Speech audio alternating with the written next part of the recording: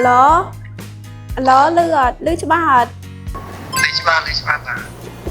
Nè tặng ọc khá miền đăng ngọt Đi cứ chia sầm lấy kho chanh pin này là cá Đang miền đầm này trầm tay mà phây đà lá chiên tay bên nọ Đi chia đây là cá chán vây KFIC1 Đang miền đầm lấy xong rúng Con đập hiệu của bùa Sạ xong bóng khót xâm rạp bóng bóng Để trong sạ pra đây là cá smartwatch nồng bồn Đây là cá một đào mùi ní Vẹn mang đang bờ rót nâng sạch trầy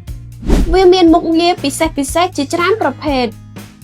Chỉ bị xét mục nghĩa kho để add kho trên chó từ lên đây là cá để miên sầm lấy lưới cho bác là ồ. Để check với chia thay chỉ mùi mục nghĩa AI voice face xâmรับgenerate voice face chỉ trànประเภทtới 8 chùm nông chùm nổ chật flower.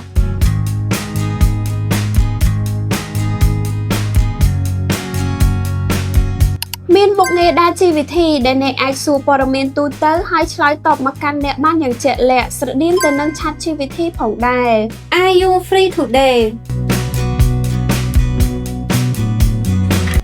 Ekran tùm hôm mùi chơi sang sập rầm bay in chỉประเภท HD AMOLED display để bằng hành rụp địch ba tờ chẹp này chỉ mùi phần lư ekran cũ mình tranh phần lư ngày. Tu khuônผลิตពីอะលុយមីញ៉ូមខ្សែជាប្រភេទខ្សែស៊ីលីកូនធន់រឹងមាំល្អឥតខ្ចោះសម្រាប់ប្រើប្រាស់ប្រចាំថ្ងៃមានមុខងារកីឡាដល់ទៅជាង100ប្រភេទល្អបំផុតសម្រាប់អ្នកចូលចិត្តហាត់ប្រាណនិងលេងកីឡាមុខងារវាស់ចង្វាក់បេះដូងមុខងារវាស់សម្ពាធឈាម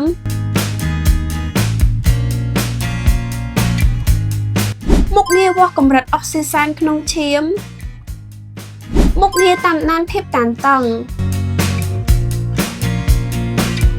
មុខងារតាមដានការគេងមុខងារតាមដានវរដូវរបស់ស្ត្រី